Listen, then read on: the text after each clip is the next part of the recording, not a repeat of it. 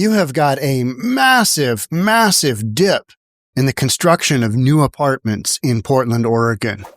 And some say the reasoning for that is constriction of building all these units, which is driving rents to the moon, is liberal governmental policies. Let's get into it. Here we go. If you haven't been following me, my background is a real estate appraiser. I'm a real estate appraiser, and I'm a managing broker as well. I've got a brokerage with 100-something brokers. And from that standpoint, I look at all this stuff that's going on across the United States, and there's big dips in construction of multifamily all over the United States. And a lot of that has had to do with the interest rate environment. It's way more expensive for these builders and developers to go out there and build right now because interest rates, went from residential conforming mortgages went from 2.75 all the way up to 8. So when you have that increase, your borrowing costs go to the moon. And, these projects are so big that these developers don't want to take on that risk, or they can't because it doesn't pencil. And especially with costs, the way that costs have gone, labor and costs and materials have just gone through the roof after the pandemic, during the pandemic and after the pandemic. So it's not feasible to build in a lot of markets, no matter what, even if you got plenty of dirt. Well, Portland doesn't have plenty of dirt, and it's got some of the most restrictive policies out there. We're going to get into a couple, but let's get going here. What's the end result for people looking to rent apartments? The end result is going to be less housing availability. Brand new tonight, major slowdown Shocker. in apartment construction in Portland. It comes as the state sets a goal to add thousands of new housing units each year. At least one organization says that goal is in jeopardy. Thank you so much for joining us for K2 News at 6. I'm Barry Mangold. And I'm Rick Asaway. K2 investigation found the dip in Portland could be reflective of statewide challenges. We're on your side digging into why this is happening. Challenges. Concerns. Sites like this are less common today in Portland than just a few years ago. A recent report from Echo Northwest lays it bare. Check this out. Construction in Portland peaked in the second quarter of 2018. Look at that chart. Look at that chart. Tell me rents aren't going to the moon in Portland. Tell me that. Just lie to my face. Tell me right now. Oh, Sean, rents aren't going up. You got a dip from almost 7,800 down to 1,600? Are you kidding me? To the moon, I say. Those are some wild numbers. And that's in 6 years. I mean, that's 1,600 units for a city the size of 650,000 people. You have literally cut off your housing supply to nothing. Nothing. And these numbers here were low relative to the demand. These numbers here were low. And then, 2023, we're going to cut it down. So what's the dealio? Yeah. Let's just go with 1,758 housing units being built. That dipped to 4,413 units in the second quarter of 2023 and all the way down to 1,607 units in the last quarter of 2024. That's the fewest since 2011. Now, we're kind of seeing that reaction to the... Remember, 2011 was all of the builders who had gone through the Great Recession. A lot of them lost product, short sales, foreclosures. The whole market was just an absolute mess. You didn't have tenants coming in. Just debacle, right? Just debacle. So 2011, those are some of your low numbers because of that deal. Now you've got a market that's pretty strong. You've got demand, but your ability to build is being impacted. Down to 1,600? What's that all about? Policies that have been put in place. Andy Smith represents Multifamily Northwest. The organization lobbies on behalf of property managers, owners, and vendors. She blames the construction slowdown on specific policies in Portland and Oregon. 1, Portland requires a certain number of affordable units in new projects. 2, the state caps rent increases. Andy says a law under debate right now banning AI software in rent That's 3. would be another blow to development. It's making it more expensive to operate housing in Oregon. And that's also a driver of why people are able to look everywhere across the country and are choosing not to invest specifically in Portland. They might do in other areas. Others don't. So the interest rate environment is nationwide, right? But you still got massive amounts of building in some areas because they can, and because they haven't constricted the ability of not only investors, but actual developers and builders to go in and do their thing. Oregon, constriction. Washington, constricted. California, constricted. You bet. West Coast, best coast, rents to the moon. That's what you're going to see, as if they're already not high enough already, right? Don't see the construction dip the same way. There's a lot of factors that are contributing to that. But Kevin Cronin is representing Oregon. The organization advocates for programs and policies to expand affordable housing. When I talk to the associations that represent the developers and the apartment buildings, they point to policies in Portland and in Oregon that disincentivize people developing these projects. Yep. What would you make of that argument? I think that development has faced a lot of headwinds. Kevin pins the dip on three things: costly insurance premiums, high interest rates, and increased costs for supplies and labor. Those three factors are the main. But everybody's got that. The insurance? I mean, insurance has gone up. We've covered so many insurance topics here on News for Reasonable People. That's nationwide, right? Insurance has gone up. All the other costs? Yeah, same exact deal. Everybody's facing that. But Portland in particular is way down. So you got to tell me that the comparison of Portland to other cities, it just doesn't hold up. You've got additional layers of nonsense going on, and they're liberal policies. Let's be honest. They're Democrat-run liberal policies, and builders, they look at that and go, oh, you got an area where a bunch of tree huggers are involved? Yeah, don't want to build there. Oh, you got a bunch of regulations and rules that we're going to talk about in a second. Oh, you got to put in AC units? No, thanks. Are you going to cap the rent? No, thanks. Pass. Oh, you got to put in a bunch of affordable housing or else, and it reduces my margin down? No, thanks. We'll go over here and we'll build here because that's how it goes. Causes and concerns that are affecting the new development, and that's happening across the United States. So that's not just the Portland market. Kevin's organization wants lawmakers to address insurance costs and interest rates. He also wants the state to open state land. What are you going to do? You going to have your Oregon lawmakers hammer on the insurance industry? You guys need to reduce your costs. No, that's not going to happen. Costs on insurance are commensurate with risk, period. They just are. That's how this works. And then, wanting to get inflation down, Mr. Representative, what's your plan for getting the inflation down? Right? Mrs. Representative, what's your plan? Well, hey, we just came out of an overheated economy where Biden threw a couple $1 trillion on top of it, and inflation took off. Remember that Inflation Reduction Act that should have been called the Inflation Production Act? We're still dealing with that. So, you want your lawmakers to address that?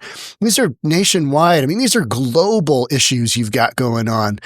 Insurance specifically in the United States, it's been a rocky road, and it's going to continue to be. So, and inflation, I mean, come on. For construction. There's a lot of tools out there that we can really work on to address this. And I think it's going to be a full court press on all of those things. What does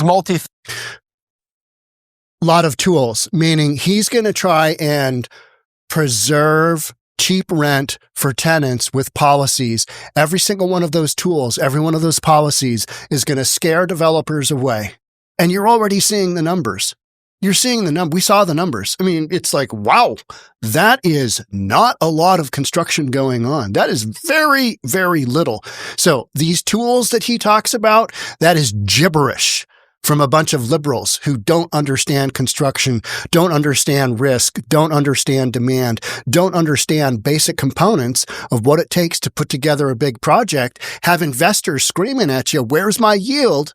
And then you're like, well, we had to put in fire extinguishers and you got a bunch of liberals who don't understand basically anything.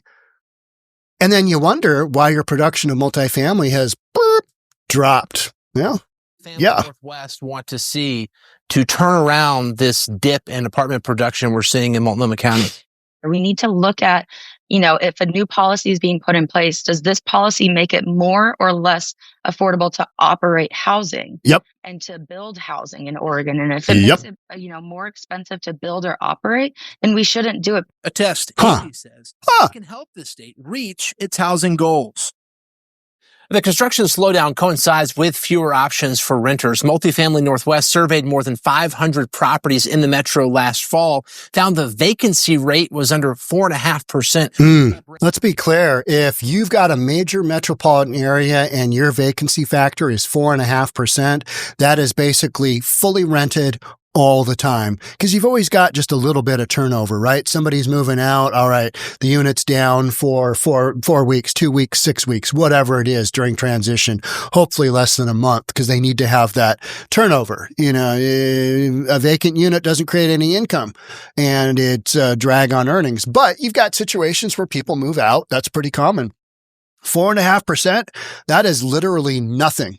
So, all right. So what I wanted to focus on is from Andy. She was the gal with glasses and she's the advocate for the landlords. We're kind of seeing the reaction to the policies that have been put in place, said Andy Smith. Same thing in Seattle, same thing in San Francisco, same thing in LA. Anywhere you've got rent control, you're going to have rents go to the moon because you have restricted the incentive for developers to go in. They're going to go into areas where you don't have that, and they're going to churn and burn because that's what they do. That's how they make money. So a couple more quotes here. She blamed the construction slowdown on specific policies in Oregon and Portland. She pointed to a requirement in Portland for new projects to have a certain number of affordable units. Yep. Cap on rent increases. Yep. Constrict. Lawmakers voted to cap rent increases. Law debate right now is banning AI software. We're going to look at that. AI software and rent setting would be another blow to development. She said each policy creates an unpredictable and inconsistent market for investors and developers. It's like the stock market. The stock market likes consistency, and investors and developers no different. They want to know if they're putting out big money, if you're an investor and you're putting out big money, you're not going to go to a community or a state that is anti-development. You're going to go to one where they churn and burn. Let's build it, baby. You know what I mean? It's so obvious. And yet, these policymakers are, I think we have a lot of tools that we can use, and you're just left with, pull your head out of your ass. Here's one. Bill would require, this is March 23rd, 2025. Bill would require Oregon's multi-owner property owners to provide tenants cooling devices. All right, let's throw on yet another little expense.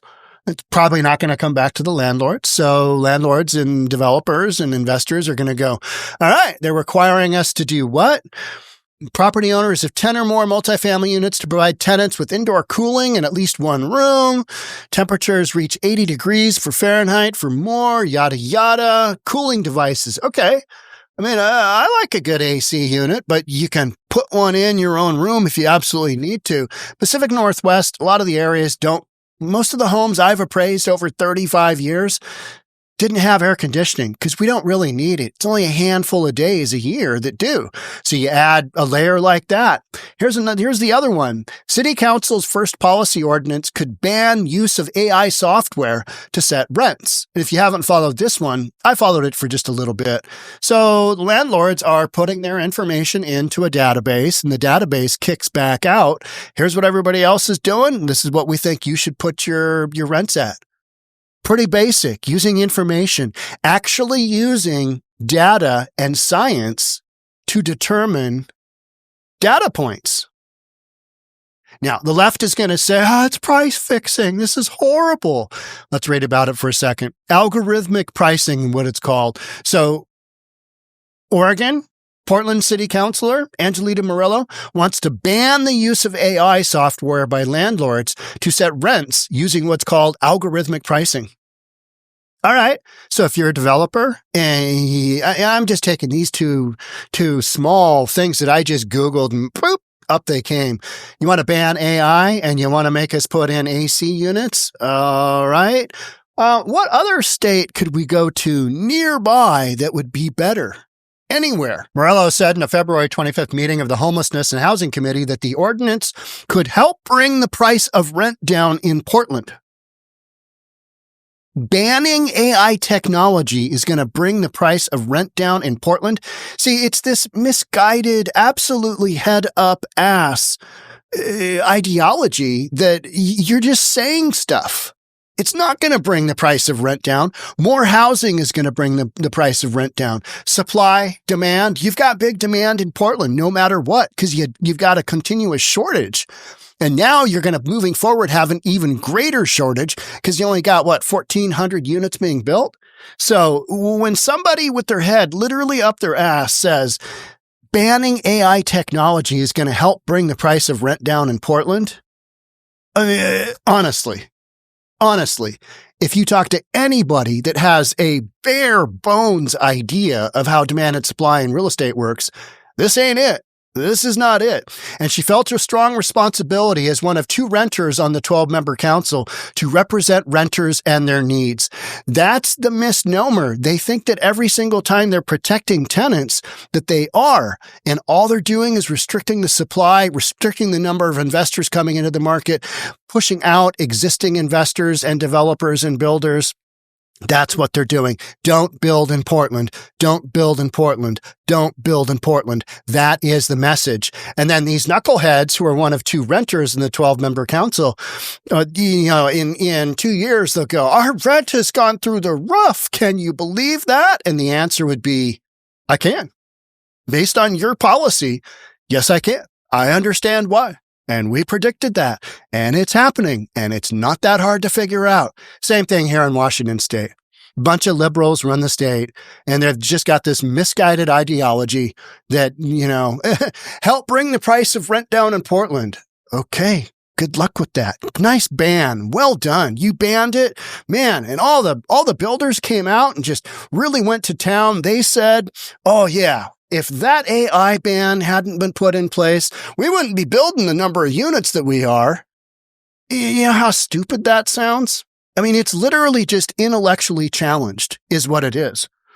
Portland can set a national example in taking bold action to protect renters and ensure fair competition in the housing market. You know where they don't have issues with this is where you've got a lot of supply, where they don't ban this kind of thing, and that's where the builders go. That's where the developers go. And every time you come up with some horse's ass policy that is to protect renters and ensure fair competition, you do the opposite. You put the renters in a more precarious position because their rents are going to go up to the moon and also ensure fair competition. There's no fair competition in the housing market because you don't have enough supply. And you are doing the very things that pushes away fair competition because nobody wants to be in your marketplace. Pretty straightforward, folks. Not that hard to figure out. The proposal by Murillo, the youngest and one of the most progressive members of the new council, is the first ordinance to make meaningful progress in working its way through the city's new legislative body. Progress, folks. This is progressive. This is progress. Rents to the moon. Yeah. Not everybody sees it that way, though, right? Like, why does my rent keep going up? Well, did you watch my podcast? No. You're a conservative. You are literally sent by Satan himself to disseminate propaganda to the masses. All right. Okay. Whatever. How about this? Affordable housing landlord to sell 80 Portland homes. Tenants fear they'll be forced out. Reach community development. So they're basically bailing on, they're a nonprofit. Owns, is it 4,000 units of housing in Portland? And they are literally selling their kind of scattered portfolio because they got to raise funds because a nonprofit that went through the pandemic where a lot of people didn't pay rent. They've got major cash flow issues. And, during the pandemic, my company, Summit Properties Northwest, we sold a ton of homes that had been rental properties that landlords no longer wanted to keep in their portfolio, specifically ones in Seattle, because people are like, the policy of the Seattle City Council is just whacked. And that's why you've got rents as high as you do in Seattle. That's why you've got rents as high as you do in Portland. And without a steady supply coming in to meet the needs of employment, to the moon, I say, to the moon. So this is yet another story that kind of goes together with the whole ideology of, hey, you know what? During the pandemic, let's, eviction moratorium. Super one-sided policy. Well, where's the flip side to that for the landlord? Where's the flip side to that to the developer? Where is the handout to them? Well, they can just go to the bank and get another loan. They did it once already. I like to borrow some money on my non-performing asset because some joker isn't paying rent because you, leadership in my community, said, oh, yeah, you guys don't have to pay. It's all good. I mean, if you're impacted by the pandemic, no issues.